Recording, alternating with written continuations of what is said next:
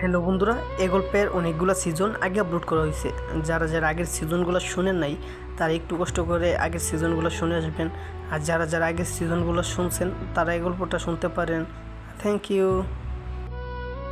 কিরে, কালকে রাতে কেমন সুখ পেলি? বেশি দিন এমন হবে না, তবে তোর বেশি দিন হতে পারে। রাতুল শালা একটা জানোয়ার, চাকরির নাম করে এখানে এনে রেখেছে। যদিও টাকা দেয় সেগুলো বাড়িতে পাঠায়, কোনো ছুটি নেই। তোরে সে কোথায় পাইলো? তুই তো সুন্দরী অনেক, এখানে থাকা সেরা সুন্দরীদের একজন তুই। আপনার নাম কি আপু? মেয়েটা চাঁদের মুখ থেকে আপু ডাক শুনেই করুণ দৃষ্টিতে তাকায় চাঁদনির দিকে। আপু ডাকটা সে কতদিন শোনেনি, শুনবে বা কী করে? তার ছোট বোনটা যে মেডিসিনের অভাবে মারা যায়, টাকা ছিল না কাছে, মা বাবা দুজনেই মরে গিয়েছে।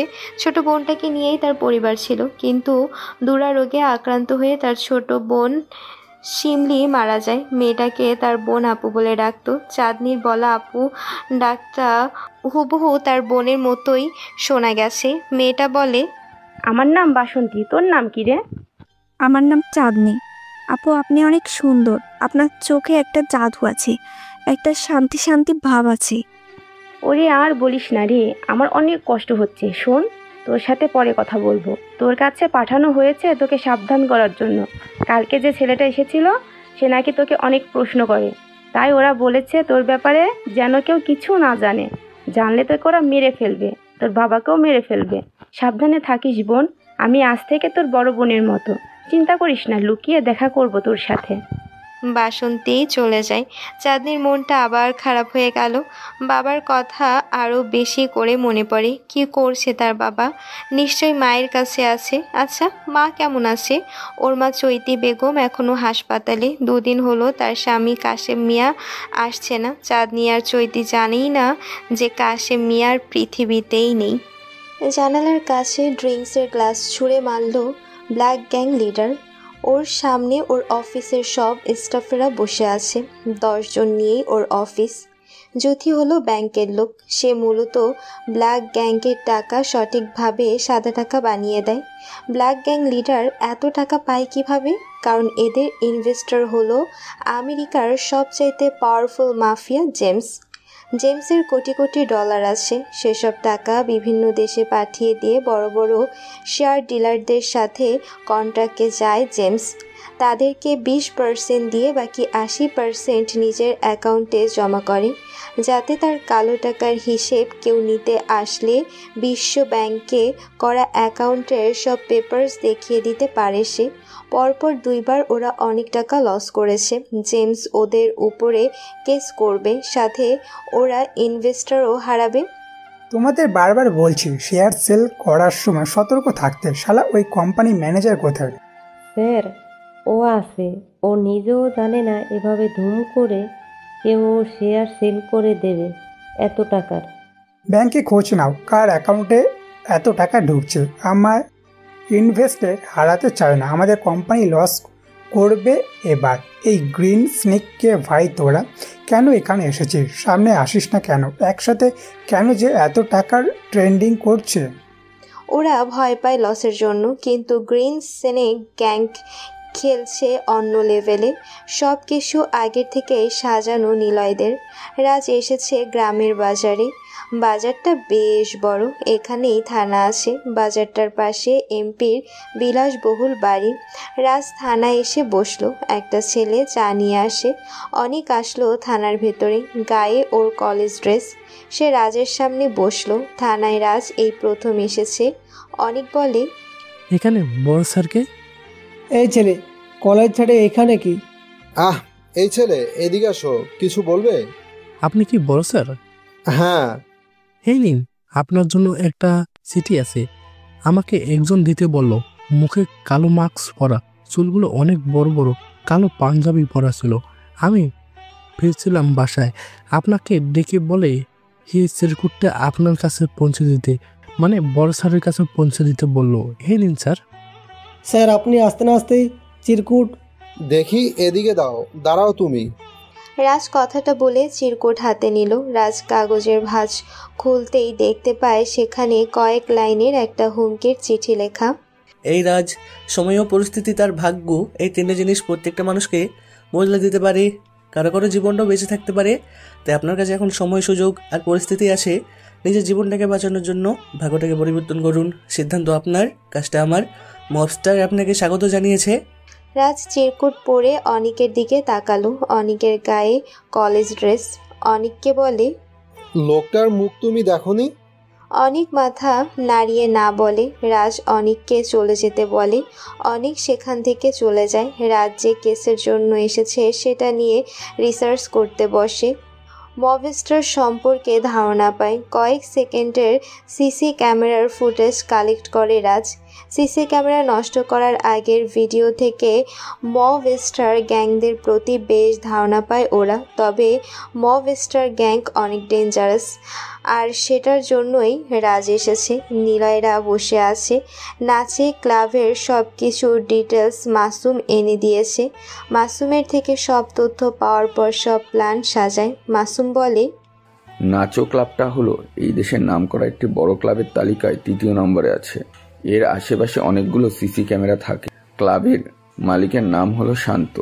রাতুলের কারণেই শান্ত সবসময় সেভাবে আসতে পারে না। রাতুল কে? তোর মনে নেই?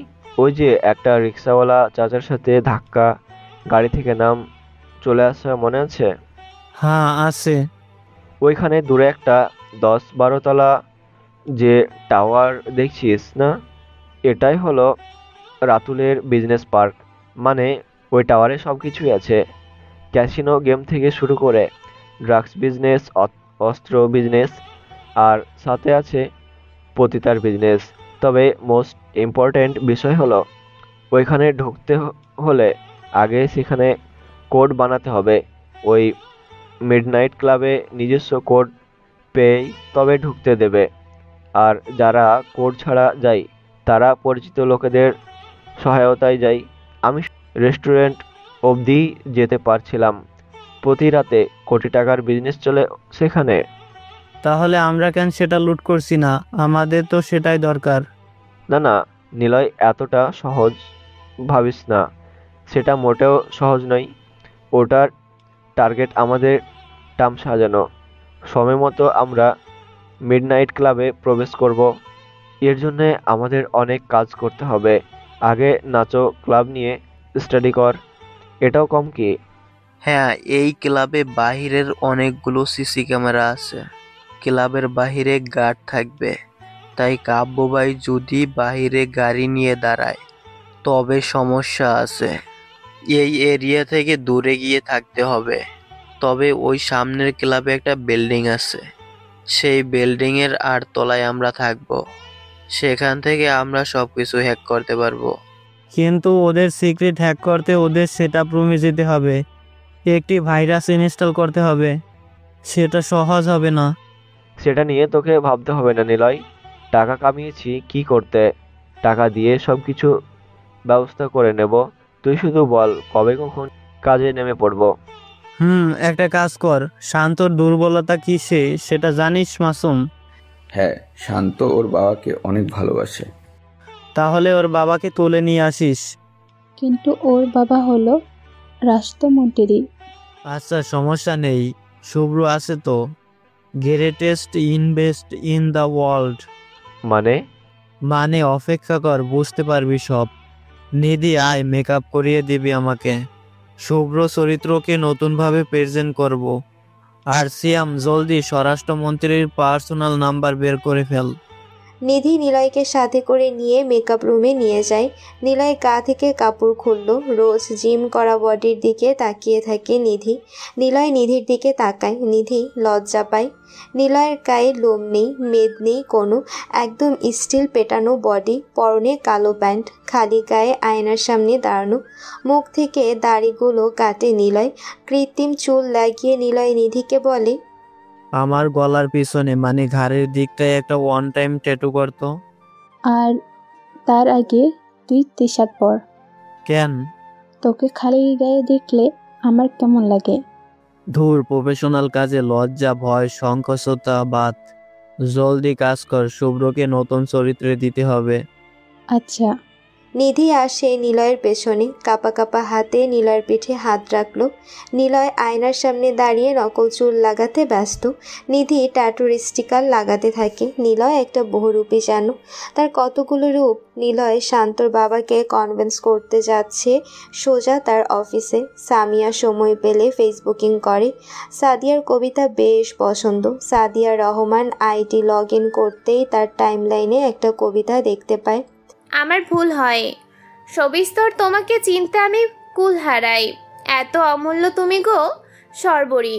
অন্ধকার নেমে আসলে আমি তোমায় দেখি, আধার বুকে ত্রিশূল বিদ্ধ হলে আমি তোমায় দেখি। তুমি তমাশা, তুমি নেত্রবাড়ি, তুমি নভ্য। আমার ভুল হয় তোমাকে চিনতে আমি পথ হারাই। নিজেকে পাই না খুঁজে, চোখ বুজে দেখি আমি নেই। তুমি বিশালাকার নভ্য, তুমি রাত্রি রাত্রি প্রিয়তমা বিভা। তোমাকে আমার চেনা হয় না, চিনি না তুমি আসলে কে কি। আমার ভুল হয় তাই আমাকেই চিনতে তোমাকে চেনার সাহস দেখাই বলে কখনো কখনো আমি আধারে চোখ হাত সারাই। ভেজা চোখে যখন অন্ধকারে শুধু খুঁজে পাই, তখন তোমাকে আমি চিক্কুর দিয়ে ডাকি। ওহে সর্বরী, আমাকে একটা চুমু দিতে।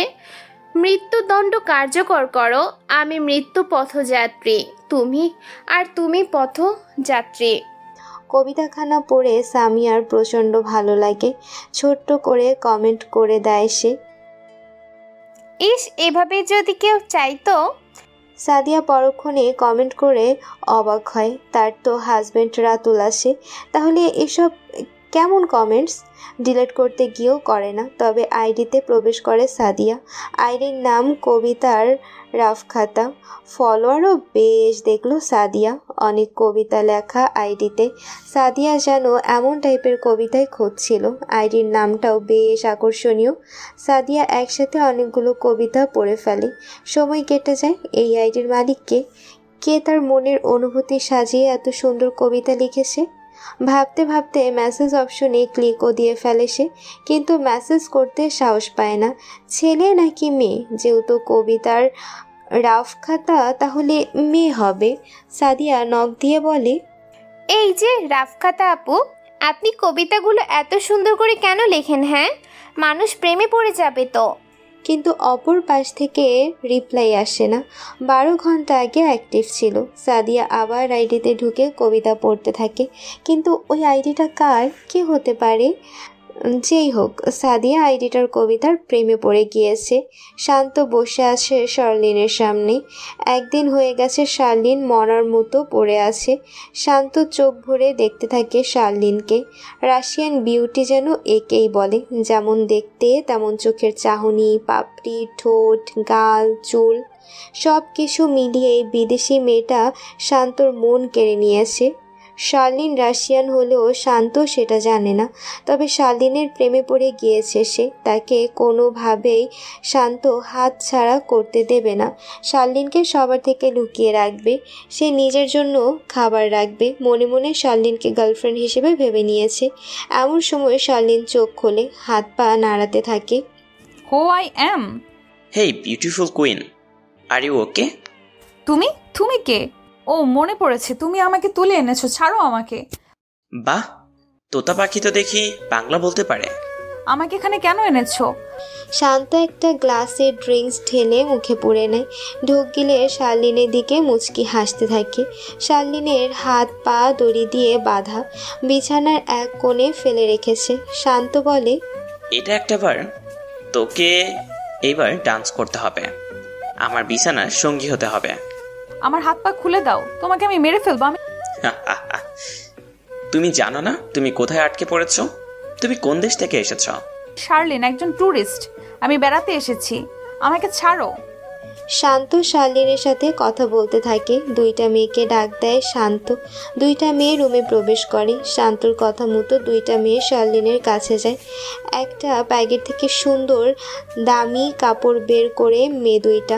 শান্ত বলে, তাকে জলদি রেডি কর, আমার জন্য সে ভালোবাসার পাখি। শান্ত শার্লিনকে নিয়ে ব্যস্ত হয়।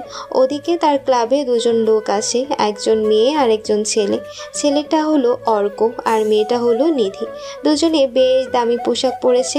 প্রতি মাসে একবার করে এই ক্লাবের সব সাইবার সিস্টেম চেক করার জন্য স্পেশাল টিমকে ডাকা হয়।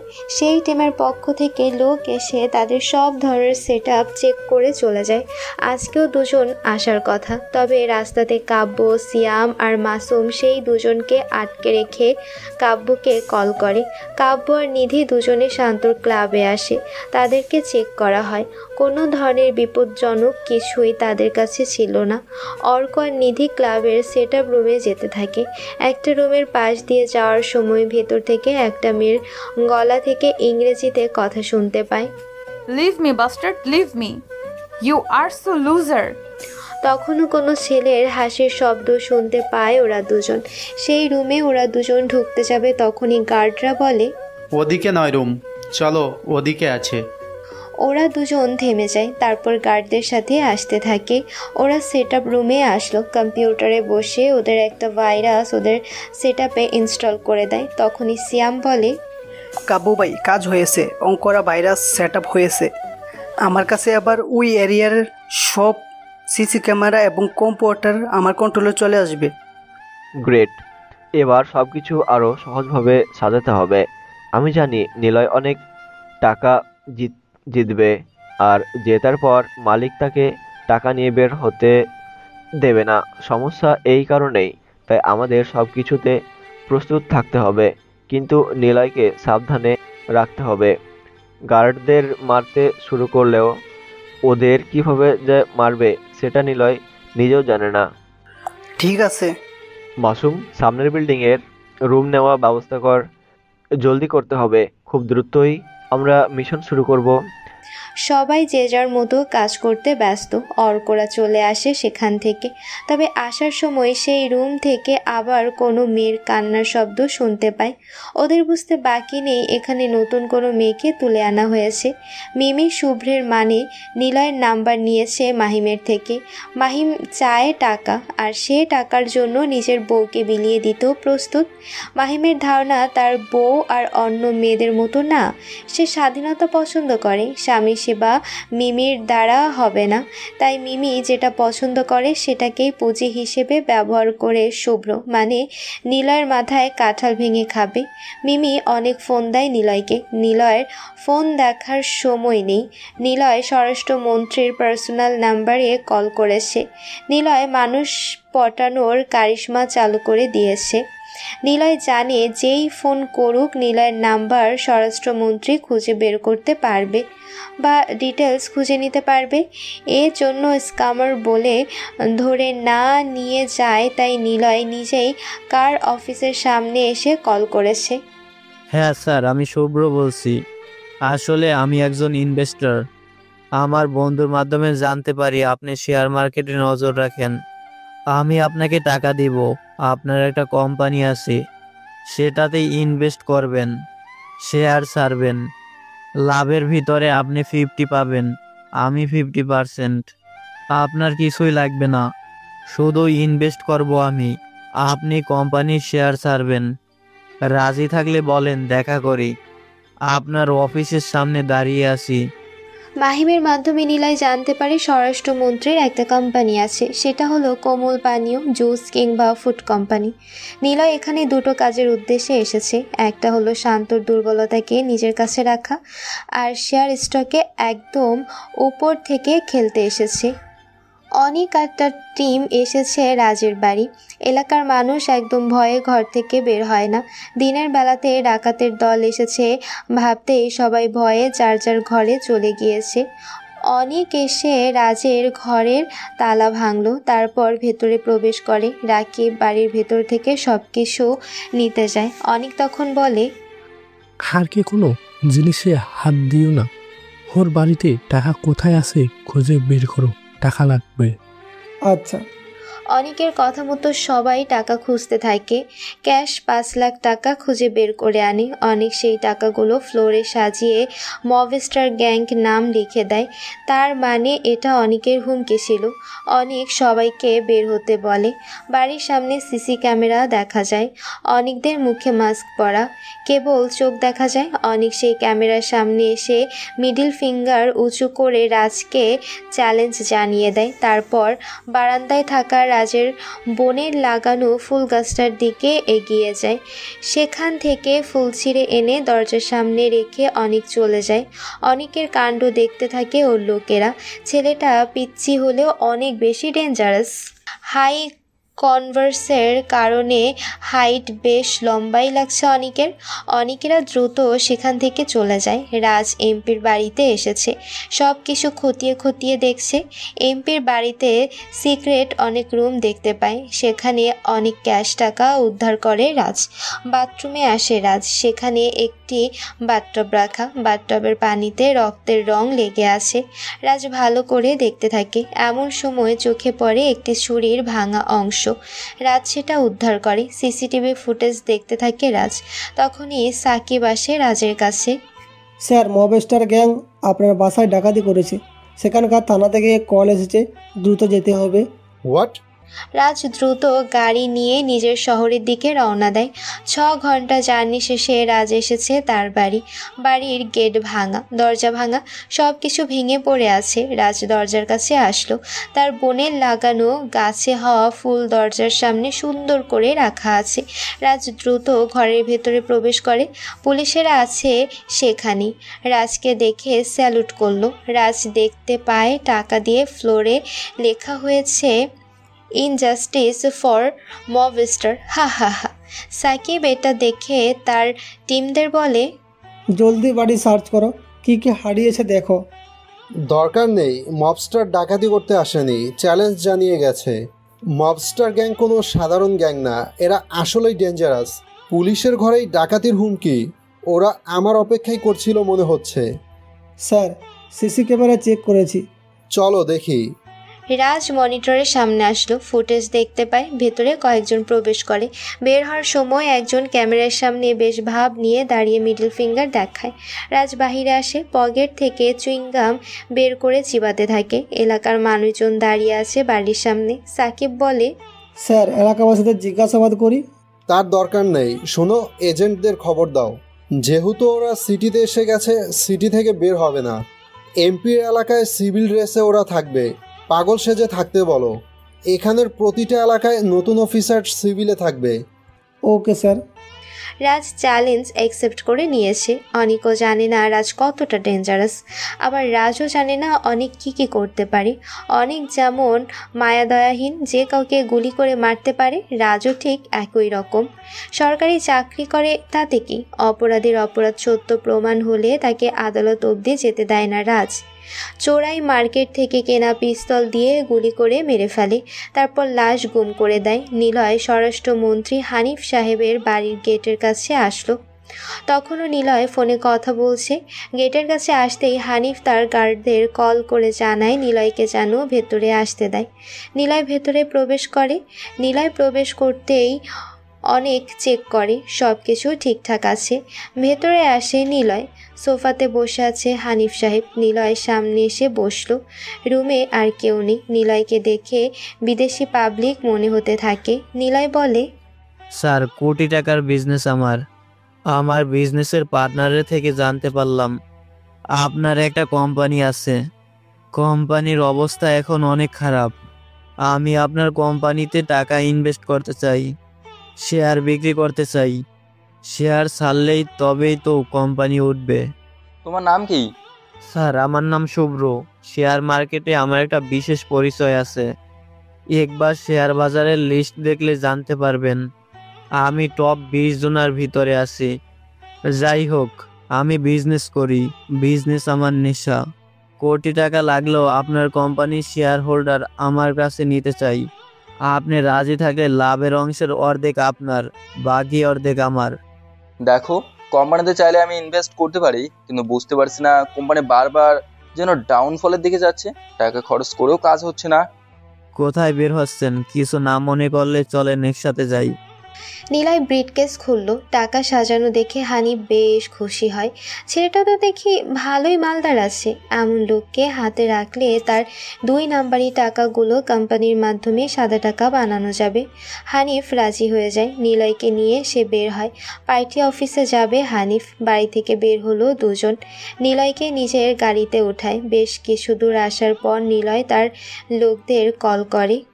হ্যালো, কে কে? আমার মাল তো রেডি, এখন ইনভেস্ট করতে হবে, টাকা নিয়ে চলে আসো। হানিফ ভাবে তার সাথে আজকেই ডিল ফাইনাল করতে চায় নিলয়। নিলয় ব্রিটকেস খুলল। টাকাগুলো সরিয়ে ব্রিটকেসের ভেতর থেকে পিস্তলের ছোট ছোট অংশ বের করে 1 মিনিটের ভেতরে একটা পিস্তল বানিয়ে ফেলল। হানিফের কোমরে পিস্তল ঠেকিয়ে ধরে। চুপচাপ তোর গার্ডদের বল ফলো না করতে, আর তোর ড্রাইভারকে গাড়ি থামাতে বল। এই তুমি কি করছো? 1 মিনিট সময় তোর হাতে, সিদ্ধান্ত নিয়ে নে, মরবি নাকি বাঁচবি। হানিফ গাড়ি থামাতে বলে। ওর গার্ডদের চলে যেতে বলে আগে। কয়েক মিনিট পর সেখানে কাব্যরা আসলো। হানিফকে নিয়ে কাব্যর গাড়িতে ওঠে নিলয়। তারপর কাব্য সেখান থেকে গাড়ি টান দিয়ে ওদের সিক্রেট বাড়িতে নিয়ে আসে। হানিফের সামনে বসলো নিলয়। কে তোমরা? আমাকে কিডন্যাপ কেন করছো? স্যার, পাপ করলে ভুগতে হবে, পাপের শাস্তি পেতে হবে। যে পাপ করে সে হঠাৎ করে পাপের বেড়াজালে আটকে যায়। আমি জানতাম আপনার কালো টাকার বিরাট বড় পাহাড় আছে, এজন্যই নিজের নামে কোম্পানি খুলছেন। আর সেই কোম্পানি চলতে চলতে বন্ধ প্রায়। আর তার কারণ যে হারে শেয়ার ছেড়ে সিন্ডিকেট বানিয়েছেন, ব্ল্যাক গ্যাংকে সামনে এনে তার মাধ্যমে টাকা আর্ন করে গরিবদের সেডান মেরেছেন। পণ্যের দাম বাড়িয়ে টাকার মান আপনারা কমিয়েছেন। কোম্পানি তো বন্ধ হবেই, শেয়ার না কিনলে, ইনভেস্টার না থাকলে। কোম্পানির মালিক কোটি টাকার মালিক হলেও লাভ নেই। সিপ দিয়ে টপ ফেললাম। আপনি পাপের টাকা সাদা করতে পুঁটি মাছের খাবার নিজের খাবার ভেবে বসি গিলছেন। বোঝেননি স্যার? বুঝবেন না। আপনার টাকা তো আমি সাদা করবই, কিন্তু আসলটাও আমার হবে, লাভটাও আমার হবে। শুভ্র হবে বিজনেসম্যান। কেন তুলে আনলাম জানেন? আপনার জানার প্রয়োজন নেই, আপনার ছেলে জানলেই হবে। ওই বস, এবার প্ল্যান সাজাও। নাচের ক্লাবকে আজকে রাতেই বন্ধ করতে যাব। আমার ছেলের সাথে তোমরা কি করতে চাচ্ছ দেখো, ভালো হবে না বলে দিচ্ছি। আমি কিন্তু তোমাদের সব কটাকে এমন জায়গাতে রাখবো কখনো পৃথিবীর আলো দেখবে না। ছাড়ো আমাকে। স্যার, আপনার পাপ আপনাকে এখানে এনেছে। আপনার উচিত খোদার কাছে দুহাত তুলে আপনার গুনার মাফের ফরিয়াদ করা। ফরিয়াদ আমার দরবারে তোমার করিও কবুল। নীলার কথা শুনে বাকিরা মুচকি হাসতে থাকে। নীলার কথা মতো সবাই প্ল্যান সাজাতে থাকে। সব কিছু একদম ক্লিয়ার অ্যান্ড শার্প প্ল্যান সাজিয়ে ফেলেছে ওরা। তারপর শার্লিনকে গোসল করানো হয়, অনেক সুন্দর করে সাজানো হয়। শার্লিনকে বাঙালি পোশাক পরানো হয়। ডিপ বেগুনি কালারের 3 পিস জামাতে বেশ লাগছে, শুধু ওড়নাটা এলোমেলো করা। শার্লিন এসব ড্রেস পরতে একদমই অভ্যস্ত নয়, তবুও পরতে হয়েছে। শার্লিনকে ড্রাগস দিয়ে একদম নিথর পাথর বানিয়ে দিয়েছে। সে শুধু চুপচাপ দেখছে, মাথাটাও ঠিকমতো কাজ করছে না ওর। শার্লিন একদম রেডি। শান্ত আসলো রুমে। রুম থেকে সবাই বের হয়ে যায়। শার্লিনের সামনে বসলো শান্ত। শার্লিনকে দেখতে থাকে 2 চোখ ভরে, চুলগুলো খোলা, মুখটা এতটা আকর্ষণীয় যেন শান্ত এর আগে কখনো এত সুন্দর মেয়েকে দেখেনি। Hello Charlene, my cute girl. Leave me, please leave me, I want to leave. যেতে চাও বেবি? আচ্ছা যাও তো, কিন্তু তার আগে আমার সাথে তোমার বাসর হবে। চলো বাসর করি। আমাকে যেতে দাও। শান্ত ড্রিঙ্কস করলো, তারপর গা থেকে কালো কোট খুলে সামনে এগিয়ে যায়। শান্ত শার্লিনের কাছে আসলো। তখনই দরজায় অনেক জোরে টোকা পড়ে। শান্ত বেশ বিরক্ত হয়, অসহ্য লাগে তার। শার্লিনের গায়ের গন্ধ ওর নাকে এসেছিল। ঠিক এমন সময় কে বিরক্ত করলো? কোটটা হাতে তুলে নিয়ে সেটার পকেট থেকে পিস্তল বের করে দরজার কাছে যায়। দরজা খুলতেই দেখে আকাশ দাঁড়িয়ে আছে। আকাশের কপালে পিস্তল ঠেকিয়ে শান্ত কিছু বলতে যাবে, তার আগে আকাশ বলে, স্যার স্যার আগে কথা শুনুন। শালা, এদিকে আমার নেশা চলে যাচ্ছে আর তুই আসছিস বিরক্ত করতে। তোকে মেরে ফেলবো শালা। স্যার আগে শুনুন। কি হয়েছে বল। আপনার বাবা মানে হানিফ স্যার কিডন্যাপ হয়ে গেছে, সেটাই বলতে আসলাম। কি? বাবা কিডন্যাপ? এত সাহস কার হলো? কোথা থেকে কিডন্যাপ হয়েছে? আপনার বাড়ি থেকেই হয়েছে। ও নো, এমন সময় বাবাকে কেন কিডন্যাপ করবে? কে তাকে নিয়ে গেছে? খোঁজ নে। স্যার, একটা লোক এসেছিল, ওনার সাথে আপনার বাবা গিয়েছিল, তারপর গার্ডরা চলে যায়, আপনার বাবা আর ফেরেনি। ক্লাব সামনে নে, আমি যাচ্ছি। আর এই রুমের বাইরে গার্ড থাকতে বল। আর তুই ক্যাসিনো সামলে নে, আমি আসছি। শান্ত দ্রুত সেখান থেকে বের হয়। তার বাবা না থাকলে বিজনেস চলবে না। কি হতে যাচ্ছে শান্তর সাথে? শান্তর সব কিছু নিলয়রা গ্রাস করতে আসছে। শান্ত তার বাবাকে অনেক ভালোবাসে। কে কিডন্যাপ করলো তাকে? শান্ত পুলিশ কল করে। তারপর চাঁদনির মনটা কেমন করছে, তার বাবার কথা খুব মনে পড়ছে। লুকিয়ে বাসন্তী চাঁদনির ঘরে আসে। দুজন বেশ ভালো সম্পর্ক তৈরি করে নিয়েছে। রাজের গল্প করছে চাঁদনি।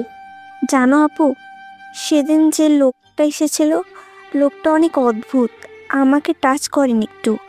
তুমি বলো, কোনো ছেলে কখনো তোমার কাছে এসে তোমাকে ছুঁয়েনি? ছেলেদের কথা বলিস না, ওরা এক একটা শুয়োরের বাচ্চা। মাদারগুলো এসে একেবারে ঝাঁপিয়ে পড়ে, আমাদেরকে তো মানুষই মনে করে না। প্রথম প্রথম তো আমি অনেক চড়ও খেয়েছি, আমাকে অনেক মারতো। আস্তে আস্তে সব ঠিক হয়ে গেছে। 2 বছর হলো এখানে এসেছি।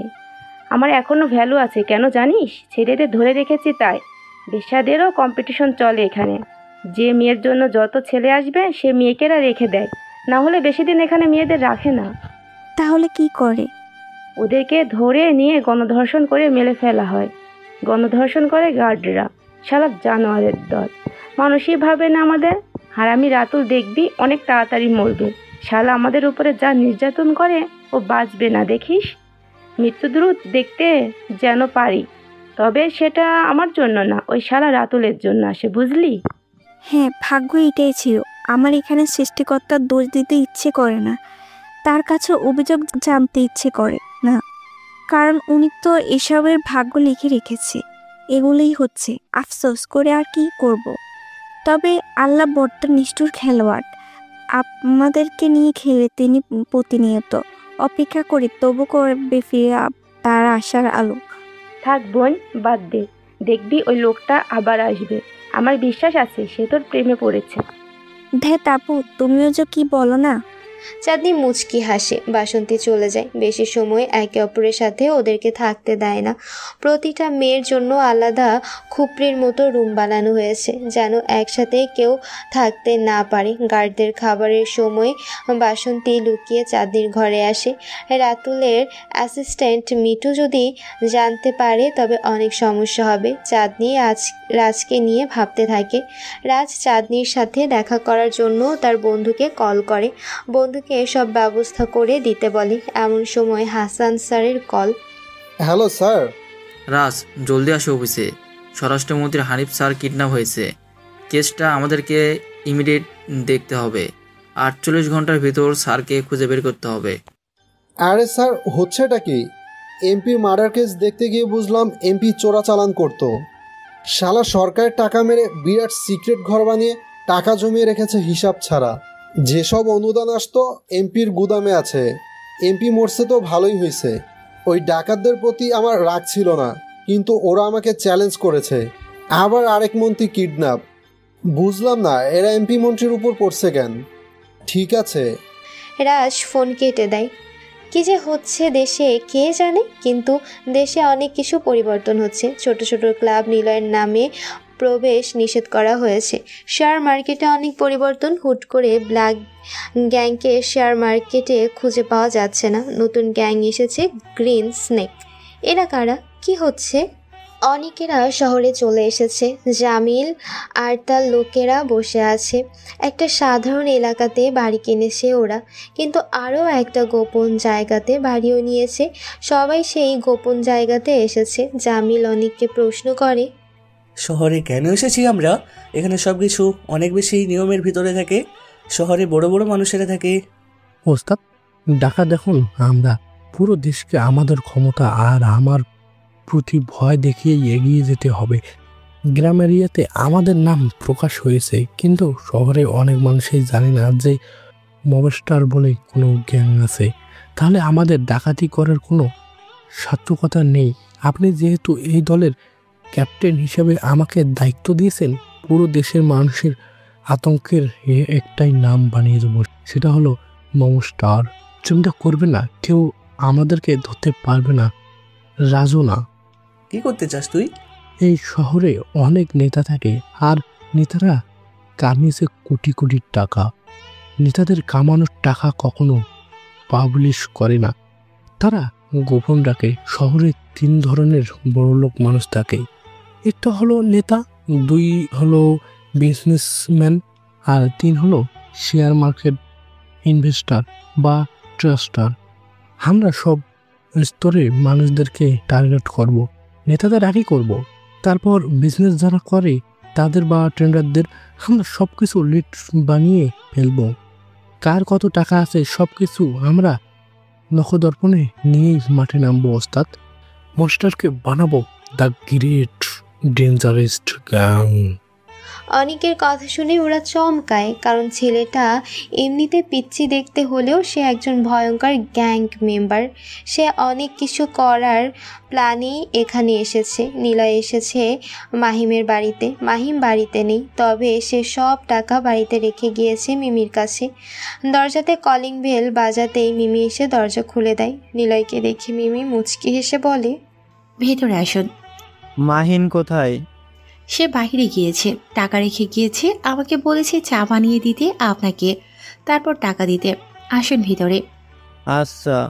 নিলয় ভেতরে প্রবেশ করলো। মিমির গায়ে হট টপস পরা। নিলয় চুপচাপ গিয়ে বসলো সোফাতে। নিলয়কে বসিয়ে রেখে মিমি রান্নাঘরে চলে যায়। মিমি চা বানাতে থাকে। চায়ে ইন্টিমেট হওয়ার মেডিসিন দিয়ে দেয় মিমি। কড়া ডোজের মেডিসিন চায়ের সাথে মেশানো হয়। মিমি বিস্কিট নিয়ে নিলয়ের সামনে আসলো। নিলয়কে চা এগিয়ে দেয়। নিলয় চুপচাপ বসে ফোন চাপতে থাকে। মিমিকে দেখতে একদম সেক্সি লাগছে। মিমি নিলয়ের সামনে বসলো। হাঁটু অবধি দেখা যাচ্ছে মিমির। নিলয় মাথা নিচু করে নেয়। মিমি বলল, আপনার নাম শুভ্র তাই না? জানেন, হুবহু আপনার মতো একটা ফ্রেন্ড ছিল আমার, তার নাম ছিল নিলয়, কিন্তু সে অনেক গরিব ছিল, আর আপনি হলেন বড়লোক। চেহারাটা আংশিক মিলে না, তবে অনেকটাই মিলে যায়। তার মাথায় বড় বড় চুল ছিল না, কিন্তু আপনার মাথায় অনেক বড় চুল। যাই হোক, চা খান, আমি টাকা নিয়ে আসি। খান থেকে নিলয় মুচকি হাসে। মিমি দরজার কাছে এসে দাঁড়ায়। নিলয় চা হাতে তুলে নেয়, চুমুক দেয় কয়েকবার, আর অল্প একটু আছে। ঠিক তখনই অনুভব করে তার শরীর যেন অন্য জগতে চলে যাচ্ছে। এমন সময় একটা মেয়ে থাকলে যে কোনো কিছু করতে সে প্রস্তুত, কিন্তু এমন কেন হচ্ছে? নিলয়ের তো নারী দেহের প্রতি আকৃষ্ট হবার কথা না? নিলয়ের মাথাটা কেমন করছে। একটা নারী দেহের প্রতি বিরাট নেশা কাজ করছে। হঠাৎ সেখানে মিমি আসলো। ঠোঁটে গাঢ় লিপস্টিক, শার্টের 2টো বোতাম খোলা, হাতে টাকার ব্রিফকেস। মিমি তার কামুকে ভয়েস দিয়ে বলল, মিস্টার শুভ্র সাহেব, টাকার ব্যাগ নাকি আমি?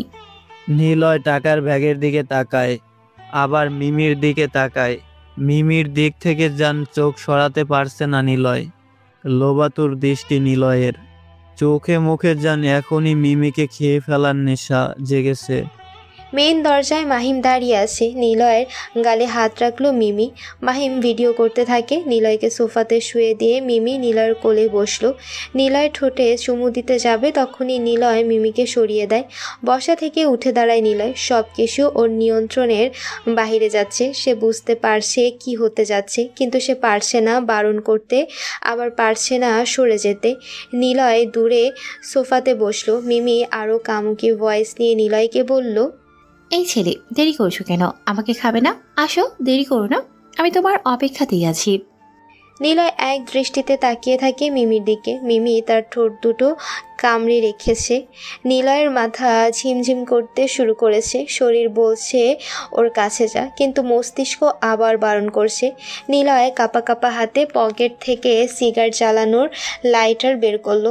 লাইটার চাপ দেয় নিলয়। আগুনের শিখা বের হয়। নিলয় সেই আগুনের শিখার উপরে বাম হাতের আঙ্গুল দেখে। নিলয়ের আঙ্গুল পুড়তে দেখে মিমি থেমে যায়।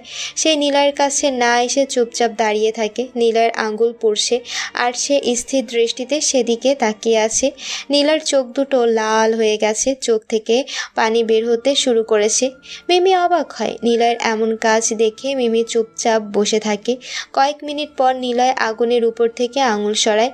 আঙুল থেকে রক্ত পড়তে থাকে। নীলয়ের নেশা কেটে গেছে। নীলয় মিমির দিকে তাকায়। নীলয় ডান হাত দিয়ে পকেট থেকে সিগারেট বের করলো। তারপর সিগারেটে আগুন দিয়ে টানতে টানতে সোফাতে হেলান দেয়। জোরে একটা শ্বাস নিয়ে বলল, আমি না চাইলে সৌন্দর্যের অপ্রসা দেবীও আমাকে তার কাছে টানতে পারবে না। একজন পুরুষ না চাইলে তাকে কোনো নারী তার কাছে টানতে পারে না। আবার কোনো নারী চাই বলেই পুরুষ মানুষ নিজেকে সামলাতে পারে না। আমি এতটাও সস্তা না যে কেউ চাইলেই আমি নিজেকে তার কাছে বিলিয়ে দিব। নেশা কাটালাম আগুনের উপরে আঙ্গুল দিয়ে। বারবার মনে হচ্ছে নিজের শখের নারী ছাড়া আমি অন্য নারীর প্রতি আসক্ত হলে তার শাস্তি কতটা তা প্রমাণ করে দিলাম। আমি কেবল আমার শখের নারীর কাছে নিজেকে বিলিয়ে দিব, অন্য কারো বা অন্য কোনো নারীর প্রতি নয়। নীলয় বসা থেকে উঠে দাঁড়ালো। মিমি বুঝে যায় নীলয়কে পটানো এতটা সহজ নয়। তবে সে বুঝতে পারে না আগের নীলয় কি বেঁচে আছে, নাকি এটা সেই নীলয়, নাকি আসলেই এটা নীলয় না। নীলয় টাকার কেস নিয়ে সেখান থেকে চলে যায়। রাজ দেশের সব সন্দেহভাজন লোকদের ধরে এনেছে, কিন্তু কেউ হানিফের কিডন্যাপের বিষয়ে জানে না। একটা সিসিটিভি ফুটেজ দেখছে বারবার রাজ। একটা কাঁধে ট্যাটু আছে, চুলগুলো লাল করা, বড়, মুখে দাঁড়িয়ে আছে, দেখতে লম্বা, বেশ সুন্দর, চোখ দুটো কোরিয়ানদের মতোই সুন্দর। কে এই ছেলে? হানিফের বাড়ির গেটের সামনে দেখেছিল তাকে। গার্ডরা তাকে চেক করেও কিছু পায়নি। হানিফের সাথে বেরিয়ে যেতেও দেখে রাজ, কিন্তু ছেলেটার কোনো নাম ঠিকানা নেই। ক্রিমিনাল হিস্ট্রি ঘেটেও কোনো ধরনের প্রমাণ মেলেনি। তবে কে এই ছেলে? কেন হানিফকে কিডন্যাপ করলো? সন্ধ্যা পেরিয়ে রাত হয়। রাজ রেডি হচ্ছে চাঁদনির সাথে দেখা করতে। চাঁদনির নাম সে জানে না। নাম জানতে চাইলেও চাঁদনি তার নাম বলেনি। তার বন্ধুর মারফত জানতে পেরেছে ক্লাবে আজকে নতুন ড্রাগস ঢুকবে অনেক। রাজ কিছুই করতে পারবে না, প্রমাণও নেই তার কাছে, কেবল আছে শুধু সেখানে যাবার অনুমতি।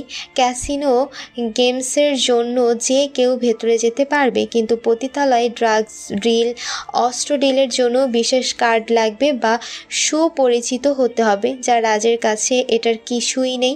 তাই কেবল পতিতালয়ের উপর আগে সে একটা রিপোর্ট তৈরি করবে, কারণ আপাতত এখানে আসার জন্য তার বন্ধুর কাছ থেকে একটা কার্ড ম্যানেজ করেছে। রাজ গাড়ি নিয়ে বেরিয়ে যায় মিডনাইট মাস্তি ক্লাবের উদ্দেশ্যে। ওদিকে সামিয়া মাঝ রাত হয়ে গেছে, তার হাজব্যান্ড রাতুলের অপেক্ষা করে, কিন্তু রাতুল কল রিসিভ করে না। সামিয়া জানে রাতুল তাকে ইগনোর করে, কিন্তু তবুও রাতুলের জন্য সে সব সময় অপেক্ষা করে। সামিয়ার মন খারাপ। আজকে ওদের ৫ম বিবাহ বার্ষিকী, কিন্তু রাতুলের যেন কোনো পাত্তাই নেই। মন খারাপ নিয়ে সে ফেসবুকে প্রবেশ করে, আর তখনই একটা কবিতা সামনে আসে। কবিতাটা পোস্ট করা হয়েছে কবিতার রাফ খাতা পেজ থেকে। সামিয়া কবিতা পড়তে শুরু করে। তুমি কি কখনো ছুঁয়েছো সেই পলাতক সময় যে পালিয়ে যায় অশ্রুত নৈশব্দের পথ ধরে, আর পায়ের চিহ্নে মলিন হয়ে যায় স্মৃতির কঙ্কাল। তার আঙ্গুলের স্পর্শে জেগে ওঠে ভগ্ন হৃদয়ের অন্তর্গত নীরবতা। সে সময় রং ধূসর, যেন বৃষ্টি ভেজা এক পোড়ানো পাণ্ডুলিপি। তোমার চোখের কি কখনো দেখেছে তার ছায়া, যে প্রতিটি প্রান্তে রেখে যায় অপূর্ণ এক দীর্ঘশ্বাস? তার চলার পথে পড়ে থাকে ফুটো গ্লাসে চুইয়ে পড়া রাতের জল, অতীতের স্রোতে ভেসে যাওয়া অচেনা প্রার্থনার শব্দ। তুমি কি সেই সময়ের খোঁজে হেঁটেছ কোনো অন্ধকার গলিপথে? সন্ধ্যার ধূসর শিরায় নেমে আসা নিকষ নীরবতায় আমি দাঁড়িয়ে থাকবো, হাত ভর্তি বেলি ফুল নিয়ে। এই বেলি ফুল শুধু ফুল নয়, এই বেলি ফুল মাটির গহীন থেকে তুলে আনা কিছু অমলিন সাদা শব্দ, যার প্রতিটি পাপড়ি যেন কাঁপতে থাকা।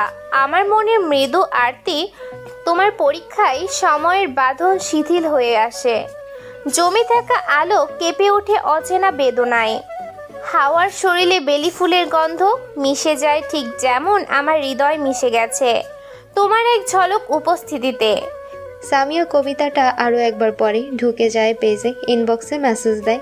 এই যে আপনি এত সুন্দর কবিতা লেখেন কেন? জানেন আপনার কবিতাগুলো আমাকে অন্যরকম করে দেয়। কে আপনি? সামিয়া মেসেজ দিয়ে পেজটা ঘেটে দেখতে থাকে। বেশ কিছু সময় পর হঠাৎ সামিয়ার মেসেঞ্জারে টুং করে শব্দ হয়। সামিয়া দেখে সেই পেজ থেকে রিপ্লাই আসছে। একসাথে এতগুলো কোশ্চেন, তাহলে থাক, উত্তরগুলো না হয় অন্যদিন দিব। সামিয়ার বুকটা যেন কেঁপে উঠল।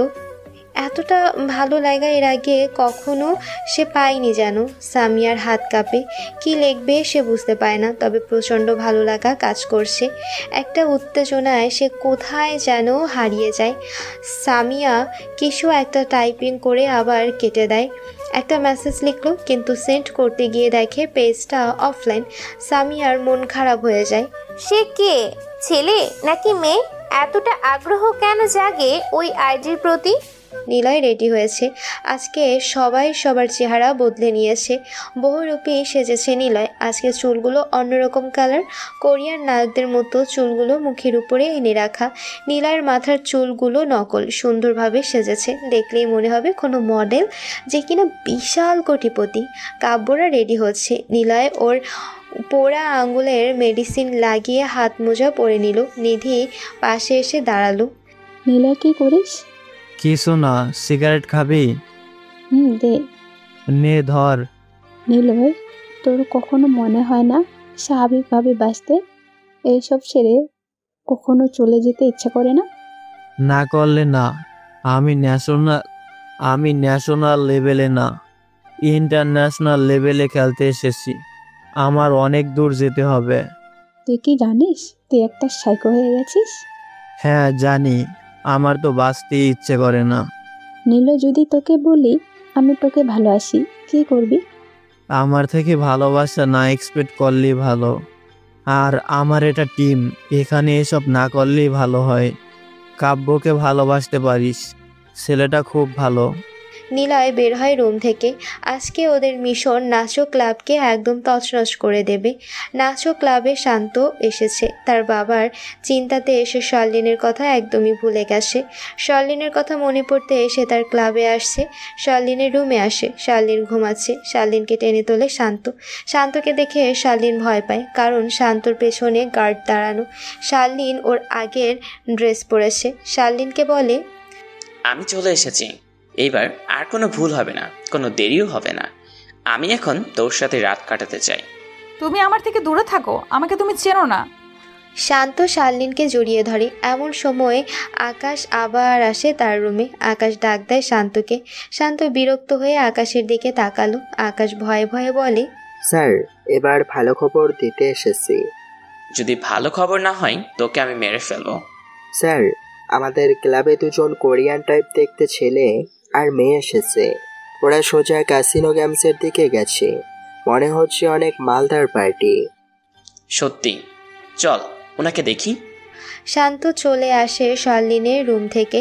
শার্লিন যেন হাঁপ ছেড়ে বাঁচে। ক্লাবে নিলয় আর নিধি এসেছে। বাহিরে দূরে কাব্য দাঁড়িয়ে আছে। সিগন্যাল দিলেই কাব্য আর মাসুম চলে আসবে এখানে। আর ক্লাবের সামনের বিল্ডিংয়ে অর্ক আর সিয়াম বসে আছে। ক্যামেরা হ্যাক করে সব কিছু ওরা দেখছে। অর্ক আর সিয়াম চাইলেই যে কোনো ক্যামেরা বন্ধ করে দিতে পারে, সব ডেটা নষ্টও করে দিতে পারে, কিন্তু এখন সেটা করলে সমস্যা হবে। নিলয়রা ক্যাসিনো খেলার রুমে প্রবেশ করে। আজকে ওদের জন্য খেলাটা সহজ। শান্ত লোক যদি সঠিক সিগন্যাল দেয়, সেখানে অর্করা সিগন্যালদের কাছে সিগন্যাল পাঠিয়ে দেবে আগেই। তাই নিলয় এমনিতেই জিতে যাবে। চুলের ভেতরে ওদের ডিভাইস। নিলয় বসলো একটা চেয়ারে। নিধিও খেলবে আজকে ব্ল্যাক জ্যাক গেমস। দুজনে আলাদা আলাদাভাবে বসলো। নিলয়কে কোনো সিগন্যাল দেওয়া লাগবে না, কিন্তু নিধির হেল্প লাগবে। খেলা শুরু হয় আগের নিয়মে। নিলয় খেলতে থাকে। সে চাকতি ঘোরানো খেলা বেশি পছন্দ করে। কার্ডের সংখ্যা বাজি রাখার খেলা পছন্দ করে। এক এক করে নিলয় 1 ঘন্টার ভেতরে 2 কোটি টাকা জিতে যায়। শান্ত অবাক হয়, কারণ নিলয়ের নিলয়ের কাছে ছোট সংখ্যার কার্ড পড়লেও নিলয় সেটা দিয়েও লাখ টাকার বাজি ধরছে।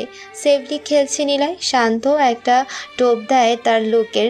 টোপটা হলো ওরা ইচ্ছে করেই এবার কার্ড গরমিল করে, কারণ শান্তের ধারণা নিলয় যদি ভালো মানের খেলোয়াড় হয় তবে সে ভুল কার্ডেরও বেশ ভালো মতোই ব্যবহার করে জিতে যাবে।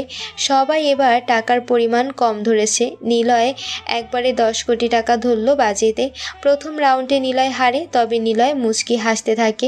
বাকি রাউন্ডগুলোতে নিলয় ডাবল টাকা উঠিয়ে নেয়। 7 ঘন্টার মধ্যে নিলয় 100 কোটি টাকার বেশি তুলে নিয়েছে। নিলয় নিধিকে বলে, তুই চলে যা এখান থেকে। আমার 2 কোটি হয়েছে। এটা ওরা পরিশোধ করবে, কিন্তু আমারটা দিবে না। যা এখনই। কিন্তু তোকে রেখে যাব না। হঠাৎ সেখানে শান্ত আসলো। পেছনে আকাশও আছে। নিলয়ের দিকে হাত বাড়ায় শান্ত। তারপর শান্ত আসে নিলয় আর নিধির সামনে। নিলয়কে ওরা খেয়াল করেছে বহু আগের থেকে, কিন্তু এই ক্লাবে আজকে নিলয়ের পরে নিধিও আছে, যে কিনা সর্বোচ্চ টাকা আয়কারীর একজন জুয়ারি। নিলয় খেলতে থাকে। নিধিকে ওরা নিয়ে যায় সেখান থেকে। কাব্য নিলয়কে বলে, নিলয়, ওরা নিধিকে নিয়ে যাচ্ছে, জলদি কিছু কর। সবগুলো সিসি ক্যামেরা নিজের কন্ট্রোলে আছে তো? হ্যাঁ আছে।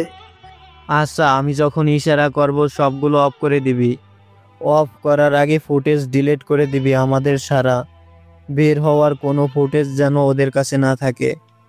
আচ্ছা ভাই। নিলয় খেলতে থাকে। শান্তর অ্যাসিস্ট্যান্ট আকাশ আসে নিলয়ের কাছে। শান্ত যায় নিধির কাছে। নিধিকে ওরা নিয়ে গেছে। আকাশ এসে নিলয়ের পাশে দাঁড়ায়। নিলয়ের খেলা শেষ। আজকে সে 50 কোটি আয় করে ফেলেছে। নিলয় উঠে দাঁড়াতে যাবে, তখনই আকাশ বলে, ব্রো, তুমি তো ভালোই খেলো, তোমার জন্য অফার আছে। তোমার নামটা কি জানতে পারি? নাম নিলয়। আমি অফারের কাজ করি না, আমি নিজের মতো খেলতে ভালোবাসি। সামনে থেকে সর। টাকাগুলো সব নিয়ে যাবে, আমাদেরকে দিবা না? টাকা লাগবে? আচ্ছা দিচ্ছি। শাম, সবগুলো অফ কর। নিলয় সিয়ামকে স্যাম বলে ডেকেছে। সাথে সাথে ক্যামেরাগুলো অফ করে দেওয়া হয়। নিলয় পাশ কেটে চলে আসতে যাবে, তখনই আকাশ আবার সামনে এসে দাঁড়ায়। নিলয় বলে, টাকাগুলো রেখে আসি, তারপর আসছি আমি। আমার সাথে আসো, তোমাকে দরকার আছে। সময় নেই। নিলয়কে 6 জন গার্ড এসে পেছন থেকে ধরে। টাকার ব্রিডকেস সহ নিলয়কে নিয়ে যাওয়া হয়। কাব্য সবাইকে বলে, আজকে এই ক্লাব বন্ধ করতে যাচ্ছে, কি যে হবে ভিতরে। নিলয়কে দেখা যায়, কেবল সেই ক্যামেরাটাই অন রাখ, আমরা দেখব কি হচ্ছে। নিধি কোথায়? কাব্য কথাগুলো বলে। নিধিকে একটা রুমে নিয়ে যাওয়া হয়। নিধি সুন্দরী। এসব কিছু যে ফেস করবে এটা নিধিও জানে। সব কিছু জেনেও সে চুপচাপ। নিধিকে বিছানায় বসিয়ে শান্ত বলে, তুমি তো অনেক ভালো খেলো। আগে থেকে কার্ডের হিসেব বুঝে ফেলছো কিভাবে? আমি আগে খেলতাম, কিন্তু এতটা দক্ষতা তোমাদের দুজনকে খেলতে দেখছি। 2 জন? আর কে? আরে আজকে আরও একটা ছেলে এসেছে এখানে। সে তো মনস্টার, কোটিতে ছাড়া খেলছে না। আমার এখানে কে প্রবেশ করলো? আমি দেখি গেমের আজকে ব্যালেন্স নষ্ট হয়ে গেছে তোমাদের দুজন প্রবেশ করাতে। এতদিন হয়নি।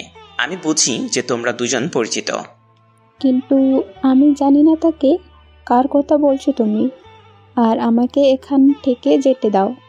যেতে তো তোমাকে দেবই, তবে এত সহজে নয় সুন্দরী। তোমাকে আমার ভালো লাগছে। আমার সাথে তোমার রাত কাটাতে হবে।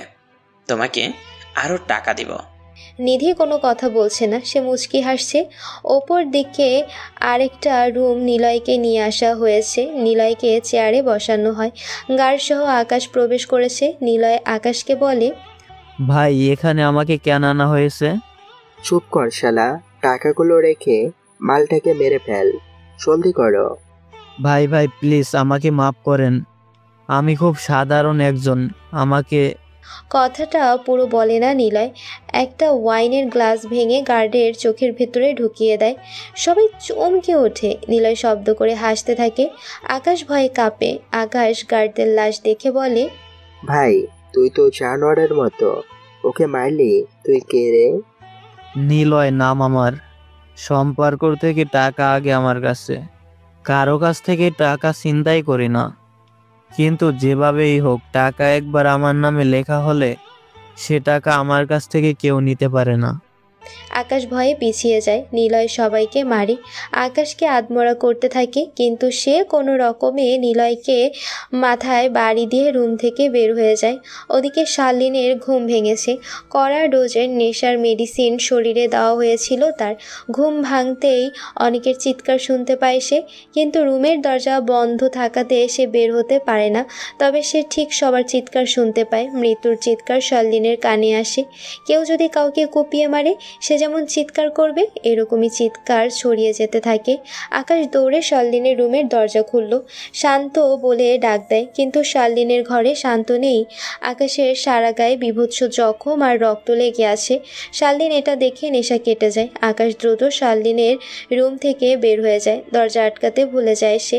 ওদিকে নিলয় কোনো রকমে উঠে দাঁড়িয়েছে, রুম থেকে বের হলো। পুরো করিডোর ফাঁকা, নিচতলায় পার্টি চলছে, জোরে মিউজিক বাজছে, নিলয়ের কানে ব্লুটুথ। সিয়াম বলে, ভাই চলে আসো, আমি ক্যামেরা বন্ধ করে দিয়েছি। সিকিউরিটি ইনচার্জে আছে, সে জানেই না উপরে কি করতেছে, তাই এই সুযোগে বের হয়ে আসো। নিধিকে নিয়ে আসতে হবে। নিলয়, সিয়াম ঠিক বলেছে, নিধির কথা বাদ দে, চলে আয়, নিধি ঠিকই আসতে পারবে। চুপ কর, নিধিকে এখনই বের করব।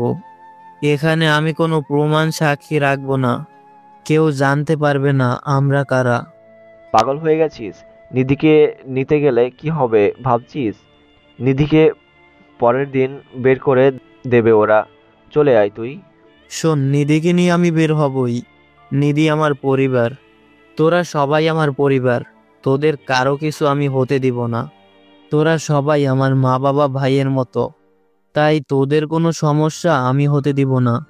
নিধি কি শুনতে পাচ্ছে? নিধি চুপচাপ থাক, পিনিক করবি না, আমি আসছি। নিলয় কথাটা বলে ব্লুটুথ কান থেকে নামায়, তারপর পাশে থাকা ফুলের টব দিয়ে বাল্বের দিকে ছুঁড়ে মারে। কালো আলো নিভে যায় একটা। নিলয়ের হাতে ভাঙা মদের বোতল, খুঁড়িয়ে খুঁড়িয়ে রক্তাক্ত শরীর নিয়ে এগিয়ে যেতে থাকে। একটা রুমের সামনে এসে দাঁড়ায় নিলয়। দরজা খোলা, নিলয় রুমের ভেতরে প্রবেশ করে। একটা মেয়েকে বসে থাকতে দেখে সে। মেয়েটার গায়ে অর্ধ টি শার্ট পরা। নিলয় সাথে সাথে ওর গা থেকে কোট খুলে মেয়েটার দিকে বাড়িয়ে দেয়। মেয়েটা সেটা পরেও নিল, কিন্তু মেয়েটা বাঙালি নয়, বিদেশি ফরেনার কোনো মেয়ে। নিলয় মেয়েটার দিকে তাকিয়ে বলে, এই মেয়ে, কি করছো এখানে? যাও, চলে যাও, আজকে সবাইকে মেরে ফেলবো। নিজেকে বাঁচাতে চাইলে চলে যাও এখান থেকে। নিলয় কথাগুলো বলে বের হয় রুম থেকে। ওদিকে আকাশ দৌড়ে আসে শান্তের কাছে। শান্ত নিধির গা থেকে তখন অর্ধেক জামা খুলে ফেলেছে। দরজায় এমন সময় কড়া নাড়ার শব্দ হয়, লাথি মারতে থাকে আকাশ। শান্তর মেজাজ খারাপ হয়, বারবার সে শেষ মুহূর্তে এসে মেয়েদেরকে খাইতে পারছে না। শান্ত দরজা খোলে, আকাশকে মারতেই যাবে, তখনই দেখে আকাশ ফ্লোরে পড়ে যাচ্ছে, সারা গায়ে রক্ত, বুকের উপরে কাচের টুকরো ঢোকানো।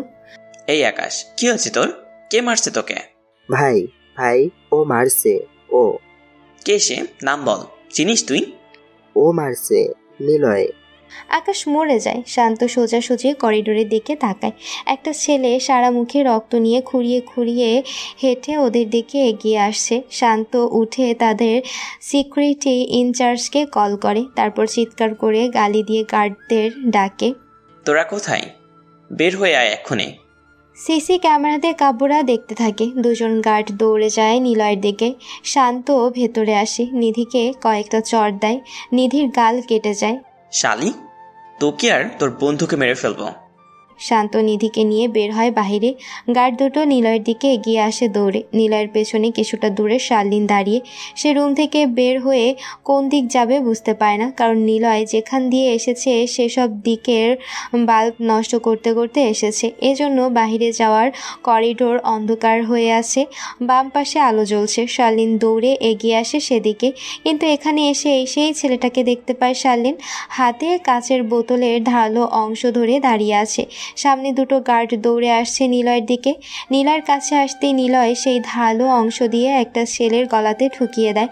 ছেলেটা ফ্লোরে পড়ে ছটফট করতে থাকে। নিলয় গলা থেকে কাজটা বের করে পাশে আরেকটা ছেলের পেটে ঢুকিয়ে দেয় পরপর কয়েকবার। এটা দেখে শার্লিনের নেশা আরও কেটে যায়।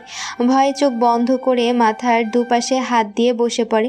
এতটা হিংস্রতা সে তার পুলিশ থাকা ক্যারিয়ারও কখনো দেখেনি। নিলয় দুজনকে মেরে উঠে দাঁড়ায়, তারপর একা একা গান গাইতে থাকে, ইংলিশে একা একা বকবক করে।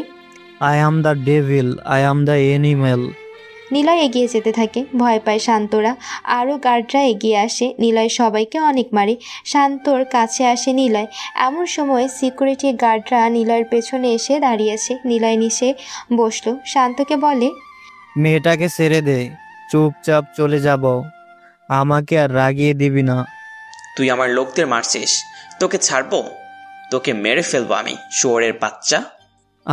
বাবা মা তুলে কিছুই বলবি না। বাবা মা আমার কাছে সেরা, তাদের অসম্মান আমি করি না, তাই আমাকে কিছু বল, বাবা মাকে না। এই তুই কে রে? তুই জানিস কোথায় এসেছিস? তোর পিছনে দেখ কতগুলো গার্ড, পারলে এখান থেকে বেঁচে ফিরে যা। মেয়েটাকে স্যার। কি মেয়ে নিয়ে পড়েছিস? ছাড়বি না? নিলয় উঠে দাঁড়ায়, কাচের অংশটা ছুঁড়ে মারে একটা গার্ডের দিকে। সেটা যে গালের ভেতরে ঢুকে যায়। নিলয় হাসতে থাকে। গার্ডরা এসে নিলয়কে মারতে থাকে, অনেক মারে নিলয়কে। নিলয়ের হাত ধরে বসালো শান্তর গার্ডরা। তারপর শান্ত এগিয়ে আসে, গার্ডদের থেকে পিস্তল নিয়ে নিলয়ের দিকে তাক করে ধরে। শান্ত বলে, কবিতরের শস্য আর কুকুরকে মোরগ দিয়ে আপ্যায়ন করতে হয়, কিন্তু তোর মতো একটা হিংস্র সাইকো পাগল পশুকে পিস্তল দিয়ে গুলি মারতে হয়। তুই বেঁচে থাকলে আমাকে মারবি, তাই তোকে বাঁচার কোনো সুযোগ আমি দেব না। Good luck brother. ও কি যেন নাম তোর? নিলয়। Niloy, good bye. শান্ত কথাগুলো বলে ট্রিগার চাপ দেয়, কিন্তু গুলিটা নিলয়ে লাগেনি। গুলিটা বের হতেই কে যেন সামনে চলে আসে, কিন্তু সেই ব্যক্তিটা তখনই শান্তর হাতে কে যেন এসে লাথি দেয়। পিস্তলটা পড়ে যেতে সেটা হাতে নিয়ে পরপর 4টা সিকিউরিটি গার্ডকে গুলি করে সে। কিন্তু সেটা কে? শান্ত তাকিয়ে দেখে শার্লিন দাঁড়িয়ে, হাতে ওর পিস্তল। নিলয় শার্লিনকে দেখে জোরে হাসতে থাকে। শান্ত বলে, হেই, drop the gun. Sharlin, stop, don't me shoot. I will kill you, bloody hell. Shanto, তুই তো এমনিতেই মরবি, কারণ তোর বাবাকে কে কিডন্যাপ করছে জানিস? আমি করছি। তোর বাবা আমার কাছে। এখন তুই কি করবি বল? শান্ত অবাক হয়ে নিলয়ের দিকে তাকায়। নিলয় হাসতে থাকে। শার্লিনের হাত থেকে রক্ত পড়তে থাকে। শার্লিন দৌড়ে এসে পিস্তলের সামনে হাত পেতে দেয়। শার্লিন দেয়ালের সাথে হেলান দিয়ে বসলো। ওর গা কাঁপছে। সারাদিন নেশার ভ্যাকসিনের ভেতরেই ছিল, তার উপর গা থেকে রক্ত পড়ছে। শার্লিন দাঁড়িয়ে থাকতে পারছে না, সে হেলান দিয়ে বসে হাঁপাতে থাকে। শান্ত এখন একদম বাধ্য ছেলের মতো হয়ে গেছে। নিলয়ের কাছে সরে এসে বলে, ভাই, আমি জানি না তুমি কে, কিন্তু আমার বাবাকে দয়া করে ছেড়ে দাও। বলো কি চাও? টাকা। কত টাকা? 100 কোটি। আমার 50 কোটি, আর তোর বাপের জন্য আরো 50 কোটি। ওই কে আছিস? ভাইয়ের জন্য যত টাকা আছে সব নিয়ে আয়। গার্ডরা দৌড়ে চলে যায়। কিছু সময় পর টাকার অনেক বড় বড় 4টে ব্যাগ আনা হয় নিলয়ের সামনে। নিলয় বসা থেকে উঠে দাঁড়ায়। শান্তকে বলে, চল আমার সাথে। কোথায়?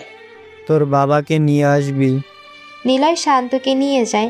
শার্লিন ততক্ষণে জ্ঞান হারিয়েছে। নিধিকে নিলয় বলে, ফরেনারকে সাথে নিয়ে আয়। নিলয় গার্ডদের বলে, সবগুলো মেয়েকে ছেড়ে দে এখনই। নিলয় বাহিরে আসে। কাব্যরা আসে ক্লাবের সামনে গাড়ি নিয়ে। সবাইকে তুলে নিয়ে সেখান থেকে চলে যায়। কোথায় যাবি নিলয়? ফোনটা দে আমাকে। ওরা কোলেই আছে, ব্লুটুথ নে। ওই সিয়াম, মন্ত্রীকে নদীর পাড়ে নিয়ে আয়, আমি সেখানে আছি। নিলয় সবাইকে নিয়ে সেখানে আসলো। নদীর পাড়ে এসে নিলয় গাড়ি থেকে নামলো। নদীর পাড়ে এসে নদীর পানিতে মুখ ধুয়ে গাড়ির কাছে আসলো। শান্তকে নামানো হয়। একটু পরেই সিয়ামেরা আসলো। মন্ত্রী মানে শান্তর বাবাকে গাড়ি থেকে নামানো হয়। শান্ত নেমে তার বাবার কাছে আসলো। ওর বাবার মুখে টেপ লাগানো আছে। শান্ত এসে জড়িয়ে ধরে বলে, বাবা, তুমি ঠিক আছো? শান্ত মুখ থেকে টেপটা খুলে দেয়। নিলয় কাব্যর পিস্তলটা গাড়ির ড্রয়ার থেকে বের করলো। কাব্য বলে, কি করতে চাচ্ছিস নিলয়? গেম শেষ করতে। পাগল হয়েছিস? নিলয় কাব্যকে সরিয়ে দেয়, শান্তদের কাছে আসে, নিলয়ের দিকে তাকায় ওরা দুজন, ভয়ে চুপসে যায় ওরা। নিলয় ওদের সামনে বসলো, শান্তকে কিছু বলার সুযোগ না দিয়ে গুলি করে তার বাবাকে। শান্তকে গুলি করে নিলয়, তারপর দুটো লাশ নদীর পানিতে ফেলে দেয় সে। পিস্তলটা কোমরে গুজে নিয়ে একটা সিগারেট জ্বালালো সে। কাব্যরা এসে নিলয়ের পাশে দাঁড়ালো, নিলয়কে বলে, নিলয়, আমার মনে হয় তোকে এ শহরে এনে আমি অনেক বড় ভুল করেছি। মানুষকে এভাবে মারিস না। আমার ভালো লাগে। নিধির গায়ে শালা হাত দিয়েছে, মেরে ফেলবই তাকে। আমাদেরকে অনেক ভালোবাসিস তাই না? আপন বলতে তোরাই আছিস, তোদের কেউ কিছু করতে পারবে না। ওরা সবাই এসে নিলয়কে জড়িয়ে ধরে, কিন্তু নিধি নিলয়ের প্রেমে পড়ে যায়। নিলয়কে জড়িয়ে ধরে, নিলয় বলে, তোরা চলে যা, আমি এই ফরেনার মেয়েটাকে নিয়ে বাড়ি যাচ্ছি, ডাক্তার সাথে করে নিয়ে যাব, তোরা চলে যা। আচ্ছা সাবধানে যা। নে গাড়ির চাবি ধর। কিন্তু মেয়েটা তো তোকে জানে। সমস্যা নেই, যে মেয়ে আমাকে বাঁচাতে পারে সে মেয়ে আমার জন্য বিপজ্জনক নয়। কাব্যরা চলে যায় সেখান থেকে। নিলয় সিগারেট শেষ করে গাড়ির কাছে আসলো, গাড়িতে বসে শালিনীর দিকে তাকায়। মেয়েটা কে? তাকে কেন বাঁচালো? সে কেন এখানে? তারপর অনেক জামিলের সামনে দাঁড়িয়ে আছে। জামিল সিগারেট খাচ্ছে। বিশাল বড় বাড়ি কিনেছে শহরে এসে। পুলিশ ওদেরকে এখন মবস্টার নামে চেনে, কিন্তু মবস্টার গ্যাংয়ের পেছনে আসলে কারা আছে এটা কেউ জানে না। অনেককে প্রশ্ন করে, বাবা অনেক, তুই জেলখানাতে ছিলি ভালোবাসার অপরাধে, তুই বের হয়ে পড়াশোনা করতে পারিস তো? আমি তো ভর্তি হয়েছি, পড়াশোনা চলবে দিনের বেলাতে, আর রাতের বেলাতে চলবে ডাকাতি। আমি এখন নিশ্চিন্তে মরতে পারি। আমার এমন একটা গ্যাং ছিল, কিন্তু লোভ সব কিছু শেষ করে দিয়েছিল। মনে রাখবি, আমরা সকলেই মূলত একই জিনিস দিয়ে তৈরি, উদারতা এবং স্বার্থপরতা, সর্তকতা এবং লোভ। যতদিন তোর লোকের ভিতরে তোর থেকে বেশি লোভ না তৈরি হবে, ততদিন গ্যাংটাকে ঠিক থাকবে। লোভ বাড়তে দিবি না। আমি তোকে মেরে ফেলবো ওস্তাদ, জ্ঞান নষ্ট হতে দেব না আমি। কেন দেখেছেন আমাকে বলেন? শহরে চলে আসলাম, এখন প্ল্যান কি? শহরে এসেছি, এখন অনেক কিছু করতে হবে। প্রথমে মাঝারি কোনো গ্যাংকে ডাকাতি করব। আমাদের শহর থেকে টেকনোলজিতে এক্সপার্ট এমন কাউকে খুঁজে বের করে আমাদের দলে আনতে হবে। তাদের মাধ্যমে আমরা গ্যাং ডাকাতি করব, শহরে জানান দেব আমরা এসেছি, তারপর বড় কোনো গ্যাংকে ডাকাতি করব।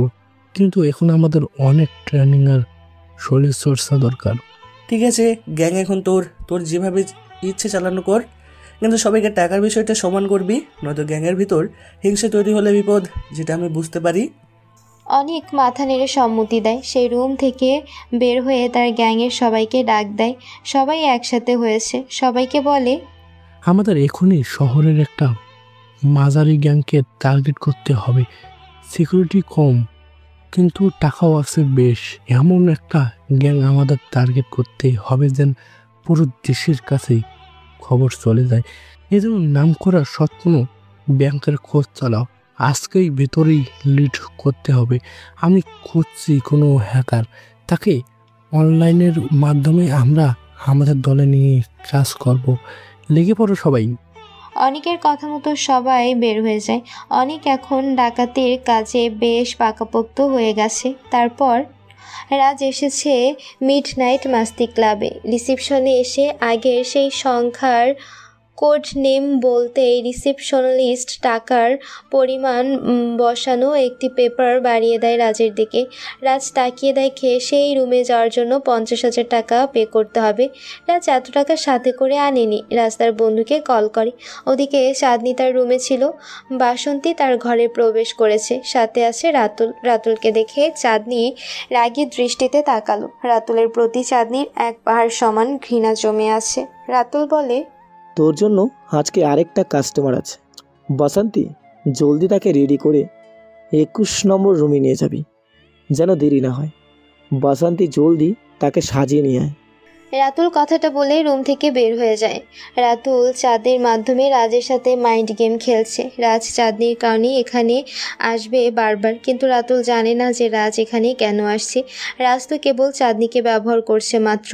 রাজের উপর যে নজর রাখা হয়েছে এটা রাজ ভালো করেই বুঝতে পারে, কারণ সবখানে সিসি ক্যামেরা, কে আসছে কোথায় যাচ্ছে সব কিছু সিসি ক্যামেরাতে দেখা হয়। তাই রাজের প্রতিটা কাজকেই রাতুলের লোকেরা নোটিস করে। এজন্য রাজ সরাসরি কিছু করতে পারবে না, করতে গেলে চাকরিটা চলে যাবে, আর চাকরি চলে গেলে রাতুলের উপরে তার বোনের সাথে হওয়া অন্যায়ের প্রতিশোধ নিতে পারবে না। রাজ এখানে এসেছে রাতুলের সাম্রাজ্যকে ধ্বংস করতে। কিরে, তোর মন খারাপ কেন? আয় তোকে সাজিয়ে দিই। ভালো লাগছে না আপু, আজকে আরো নতুন একজন আসে রাত কাটাতে হবে। কিছু করার নেই রে বোন, এটাই তো আমাদের জীবন। হয়ে গেছে তোর। দেখ তোকে কত সুন্দর লাগছে, একদম পরীর মতো সুন্দর। তুমি পরি দেখেছো কখনো? হ্যাঁ, এখন দেখছি, তুই তো পরী আমার। যা, মন খারাপ করিস না। বাসন্তীর সাজানো শেষে রুম থেকে বের হয়ে যায়। দুটো মহিলা আসে, চাঁদনিকে নিয়ে চলে যায় সেই 21 নাম্বার রুমে বসিয়ে রাখে চাঁদনিকে। ওদিকে রাজ রিসিপশনে টাকা জমা দিয়ে 21 নাম্বার রুমের চাবিটা নেয়। সেদিনের সেই কোড নামটি রাজ বলেছে, যার ফলে চাঁদনিকে এসে আবার পাচ্ছে। রাজ চারপাশ তাকাতে তাকাতে একটা দরজার কাছে এসে থামে। সেখান দিয়ে তাকাতেই দেখতে পায় জুয়ার আসর, ক্যাসিনো খেলছে সবাই। সেখানে অর্ধনগ্ন বিদেশি কতগুলো মেয়ে ক্যাসিনো খেলোয়াড়দের মনোরঞ্জন করতে ব্যস্ত। একটা গার্ড আসে রাজের সামনে। স্যার, আপনার টোকেন দেখান। টোকেন? হ্যাঁ, আপনি কি ক্যাশিনি খেতে চান? তাহলে ঢোকার সময় টোকেন দেওয়া হয়, সেটা দেখান, তবেই এখানে যেতে পারবেন। ও না, আমি জুয়া খেলতে আসিনি। তাহলে কেন এসেছেন এখানে? আপনার কোড কি? আমি এসেছিলাম একটা মেয়ের জন্য, মানে... ও, বুঝতে পেরেছি। সোজা চলে যান, ডান পাশে দেখবেন ওপরে সিঁড়ি চলে গেছে, সিঁড়ি দিয়ে উঠবেন, তারপর আপনার কাঙ্ক্ষিত রুম খুঁজে বের করেন। রাজকে সেখান থেকে চলে আসতে হয়। অনেক কিছুই জানতে পেরেছে রাজ সোজা সেই রুমের সামনে চলে আসে। রাজ দেখতে পায় দুজন গার্ড রুমের সামনে দাঁড়িয়ে আছে। রাজ গার্ডদের হাতে 21 নাম্বার রুমের কার্ড দিয়ে প্রবেশ করে। চাঁদনি ভেতরে বসেছিল, মাথা নিচু করে বসে আছে। কে আসবে তার জন্য আজকে চাঁদনি জানে না। দরজা খোলার শব্দে চাঁদনির সামনে তাকায়। চেনা মুখটা দেখে চাঁদনির বুকটা কেঁপে উঠল। রাজ দরজা আটকে দিয়ে চাঁদনির সামনে এসে বসলো। চাঁদনি মুচকি হাসে, রাজও হাসলো। আপনার সাথে আবার দেখা হয়ে গেল আমার।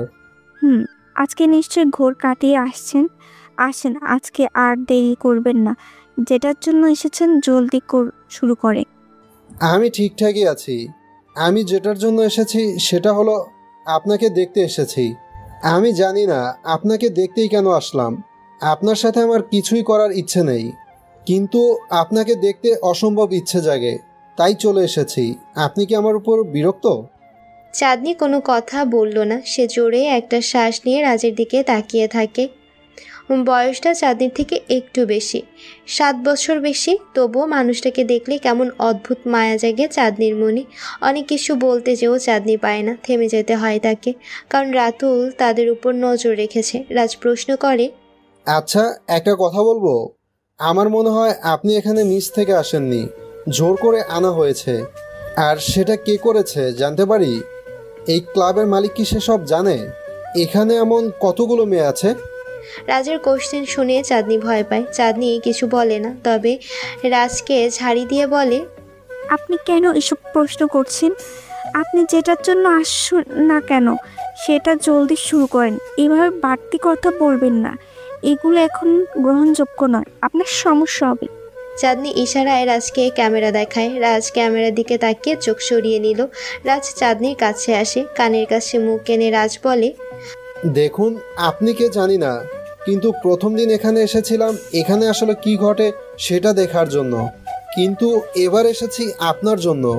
এর পরের বার যখন আসবো তখন আপনাকে নিতে আসবো। আপনি কি যাবেন আমার সাথে? চাঁদনি অবাক হয়, রাজের দিকে তাকিয়ে থাকে এক দৃষ্টিতে। ছেলেটা কি পাগল? তার মতো একটা দামি বেশ্যাকে সে কেন নিয়ে যাবে? লোকটার মাথায় নিশ্চয় কোনো সমস্যা আছে। রাতুল সব কিছু দেখছে আর মুচকি হাসছে। হঠাৎ তার লোক মিঠু আসে রাতুলের কাছে, রাতুলকে ডাক দেয়। রাতুল এগিয়ে যায়। কি হয়েছে মিঠু? স্যার, নাচো ক্লাবের মালিক, আপনার একমাত্র প্রতিদ্বন্দ্বী সন্ত খুন হয়েছে। তার ক্লাবে তার গার্ডদের মেরে অনেক কোটি টাকা নিয়ে চলে গেছে। সিসি ক্যামেরা দেখে যতটুকু জেনেছি সেটা হলো খুনি হলো একজন ক্যাসিনো প্লেয়ার। সে অনেক ভালো খেলে, আমাদের সোর্স খবর দিয়েছে। তার নাম নিলয়। তাকে দেখতে অনেকটা বিদেশিদের মতো, চুলগুলো কালার করা, হাতে ট্যাটু আছে ড্রাগনের। কি নাম বললে? নিলয়? নিলয়ের নামটা কেমন জানি শোনা শোনা লাগছে। হ্যাঁ, এর আগে অনেকগুলো ক্লাব থেকে সে ক্যাসিনো খেলে অনেক কোটি টাকা নিয়ে গেছে। সে অনেক প্রো প্লেয়ার। নিলয়ের ছবি পাওয়া গেছে? হ্যাঁ, একটি ছবি পাওয়া গেছে, তবে মুখে রক্ত, কিন্তু তার হাতে ট্যাটু আর চুলগুলো কালার করা, দাড়ি খুব বড়, মুখ। ও, তার মানে সে শান্তর ক্লাবে গিয়ে গেমস খেলছে। এটাকে দরকার আমার। সবগুলো ক্লাবে নোটিশ পাঠাও। নিলয় নামের কেউ আসলে তাকে যেন আটকে রাখে। নিলয়কে আমার লাগবেই। রাতুল চলে আসে সেখান থেকে। মাথা কাজ করছে না তার। শান্ত চলে যাওয়াতে খুশি হলেও অবাক হয়েছে। এত বড় ক্লাবে ঢুকে একা একটা মানুষ কিভাবে সবাইকে মারে? শান্তকেও বাঁচিয়ে রাখলো না। তবে সে কি ক্লাবের জন্য হুমকি রুকুম? কে সে? কে নিলয়? সে কি চায়? সামিয়া অনেকগুলো কবিতা পড়েছে কবিতার রাফ খাতা পেজ থেকে। অনেকগুলো পোস্টে সে কমেন্টও করেছে, কিন্তু পেজ থেকে কোনো কমেন্টের রিপ্লাই আসেনি। সামিয়া অনেকবার নোটিফিকেশন চেক করেছে, কিন্তু কোনো রিপ্লাই আসেনি। সামিয়ার মন খারাপ হয়। মানুষটা কে? ছেলে নাকি মেয়ে? তবে কবিতার ধরন দেখে ছেলেই মনে হয়, কিন্তু ছেলেটা কে? মেসেজ করব? আচ্ছা, কবিতা লেখার সময় আপনি কি কি ভাবেন? কার কথা ভাবেন জানতে পারি? সামিয়া মেসেজও করে। সামিয়া মেসেজটা দিয়েই চলে আসে অফলাইনে। বুকটা কাঁপতে থাকে। আজ কয়েকদিন রাতুলকে এসে তেমন কল করেনি। সে টানা কবিতা পড়েই গেছে। মনটা মানুষের বড্ড অদ্ভুত। কারোর প্রতি ভালোবাসা দেখালে অপর পাশ থেকে যদি সেই ভালোবাসাকে প্রশ্রয় না দেওয়া হয়, তবে সেই ভালোবাসাটা নষ্ট হতে থাকে, হারিয়ে যেতে থাকে। রাতুল যেন ঠিক সামিয়ার থেকে সেই হারানো ভালোবাসাটাই পেতে যাচ্ছে, কারণ সামিয়ার মন এখন সেই কবিতার উপর দুর্বল হতে থাকছে। কতবার সামিয়া তওবা করেছে সে কবিতা পড়বে না, কবিতা নিয়ে ভাববে না, কিন্তু মনটা যে কিছুতেই মানছে না। কঠোর টানে সে বারবার ছুটে যাচ্ছে। আর তখনই সে ভুলে যাচ্ছে তার বিয়ে হয়েছে, তার বাচ্চা আছে। সামিয়া ফোনটা রেখে ঘুমিয়ে পড়ে। অনেক রাত হয়েছে। তার মেয়েকে জড়িয়ে ধরে সামিয়া ঘুমিয়ে পড়ে। নিলয় আর শার্লিন বসে আছে সোফাতে। ডাক্তার এসে দুজনকে ব্যান্ডেজ করে গিয়েছে। দুজনে বসে আছে। শার্লিনের ডান হাতে গুলি লেগেছে। সে সোফাতে বসে বাড়ির চারপাশ দেখছে। নিলয়কে এখনও সে জানে না কে। নিলয়ের আসল চেহারা কেমন দেখতে, কারণ নিলয়ের মুখে এখনও দাড়ি গোঁফ লাগানো, চুলগুলো বড় করে লাগানো। নিলয় শার্লিনকে প্রশ্ন করতে যাবে, তখনই সেখানে আরশিদা বেগম আসে, হাতে খাবারের প্লেট। শার্লিনের কাছে সে ইশারায় হাঁ করতে বলে। শার্লিন হাঁ করে। মাংস দিয়ে ভাত খাইয়ে দিচ্ছে আরশিদা বেগম সেই অচেনা মেয়েটাকে। আরশিদা বেগম নিলয়কে ইশারায় বলে, কোথায় পেয়েছিস মেয়েটাকে? একদম পুতুলের মতো দেখতে। এরকম একটা মেয়ে কি আমাদের দেশে থাকে? নিলয় শার্লিনের দিকে তাকায়। মেয়েটাকে আগে কখনো দেখেনি, কিন্তু সে শান্তর ক্লাবে কি করে? বড় ক্লাবেই তো বিদেশি মেয়েদের চলাচল, ব্যবসা আরও বেশি ভালো চলে। নিলয় বলে, তাড়াতাড়ি ওকে খাইয়ে ঘুমিয়ে পড় মা। আমি নিজেও জানি না মেয়েটা কে। আজ মরতে মরতেও বেঁচে গেছি মেয়েটার জন্য, তাই সাথে করে নিয়ে এসেছি। মেয়েটার নাম কি? জানি না। ওই মেয়ে, তোমার নাম কি? নিলয় কিছুটা ঝাড়ি দিয়ে শার্লিনকে প্রশ্ন করে। নিলয়কে সে হিংস্র রূপে দেখেছে, তাই নিলয়কে সে ভয় পায়, কারণ নিলয়ের ফাইটিং স্কিল অনেক ভালো। শার্লিন ফালফাল করে তাকিয়ে থাকে নিলয়ের দিকে। নিলয় বুঝতে পারে মেয়েটা হয়তো বাংলা জানে না। নিলয় আবার প্রশ্ন করল, what is your name? Charlene. Are you mad?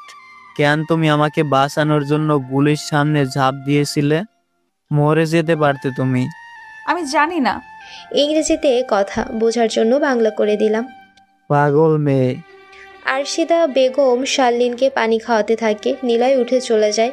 খোঁড়াতে খোঁড়াতে হেঁটে এসে তার রুমে প্রবেশ করে। নিলয় মুখ থেকে কৃত্রিম দাড়ি গোঁফ উঠিয়ে ফেলে, হাতের থেকে অন টাইম ট্যাটুও খুলে ফেলে, চুলগুলো খুলে মুখে পানি দিয়ে ঠিক মতো ফ্রেশ হয়। ওদিকে শার্লিন আরশিদার সাথে কথা বলে। আরশিদা বোবা, কিন্তু শার্লিন স্পেশাল ফোর্সের পুলিশ, তাই বোবাদের সাথে কিভাবে কথা বলতে হয় শার্লিন সেটা জানে। আপনি অনেক ভালো, আমাকে অনেক সেবা করেছেন। আপনি ভালো মা। তুমি অনেক ভালো মেয়ে, কিন্তু তোমার কি আর পোশাক নেই? বাড়িতেও তো কোনো পোশাক নেই। কি করি, শাড়ি পরবা? না, আমি শাড়ি পরবো না। শার্লিনের হাত ধরে আরশিদা। দুজনে ইশারায় কথা বলছিল এতক্ষণ। আরশিদা শার্লিনকে নিয়ে নিলয়ের রুমের দিকে যায়। নিলয় ফ্রেশ হয়ে তখন ড্রেস চেঞ্জ করছিল। প্যান্ট পরে এসে টি শার্ট খুলছিল আলনা থেকে। একটা টি শার্ট নিয়ে যখন সে ঘুরে দাঁড়ায় তখনই তার মা আরশিদা শার্লিনকে নিয়ে ভেতরে প্রবেশ করে। নিলয়ের গায়ে ছুরির দাগ, কিন্তু সে খালি গায়ে দাঁড়িয়ে। প্রতিদিন সময় করে জিম করা বডি নিলয়ের। শার্লিন নিলয়ের দিকে হা করে তাকিয়ে থাকে। নিলয়ের চুলগুলো বেশ সুন্দর, বড় দাড়ি ছাড়া খোঁচা খোঁচা দাড়িতে বেশ সুন্দর লাগছে নিলয়কে। শার্লিন এক দৃষ্টিতে তাকিয়ে থাকে। নিলয় সেটা বুঝতে পেরে দ্রুত গায়ে টি শার্ট পরে নেয়। মা এখানে কেন? শার্লিনের পরার জন্য কিছু নেই, তোর গেঞ্জার ট্রাউজার দে, সে পড়ুক। আহারে, আমার ড্রেস পরবে মানে? তোর যা আছে সেগুলো দে তাকে। সে এসব পরবে না। আমি টি শার্ট পরতে পছন্দ করি। আচ্ছা মা, ওকে নিয়ে সোজা তোর রুমে যা।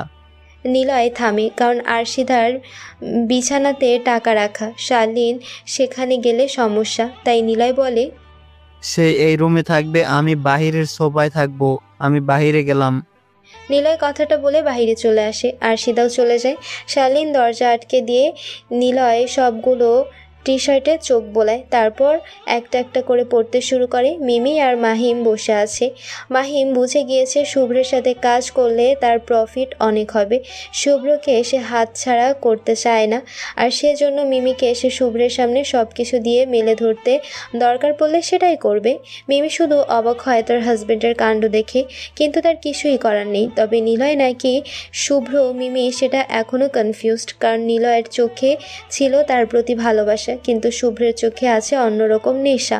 জেমস অপেক্ষাতে আছে একজনের, যে হবে তার তুরুপের তাস, যে হবে ক্যাসিনো খেলার এক্সপার্ট। কিন্তু সে কে? কবে জেমস তাকে খুঁজে পাবে? অনেকের ব্যাংক সিলেক্ট করা হয়েছে। সে কি পারবে ডাকাতি করে লাইমলাইটে আসতে? রাতুলের গড়া সাম্রাজ্য কি এভাবেই থাকবে? রাতুলের গড়া ক্লাবে আছে প্রতিটা মেয়ের কান্না, কত মানুষের টাকা হারানোর হাহাকার। নিলয় সোফাতে বসে নতুন কিছু করার কল্পনা করছে। এবার সে অনলাইনে যত প্রকার ব্যাটিং গেমস, জুয়া খেলা আছে সবগুলোকে টার্গেট করবে। এগুলোতেও সে প্রফিট করবে। নিলয়ের তো টাকারই দরকার ছিল, সে তো সব পেয়েছে, তাহলে সে কেন এখনও টাকার পেছনে ছুটছে? রাজ কি পারবে চাঁদনিকে এখান থেকে নিয়ে যেতে? রাতুলের সাম্রাজ্য ধ্বংস কে করবে, নিলয় নাকি রাজ?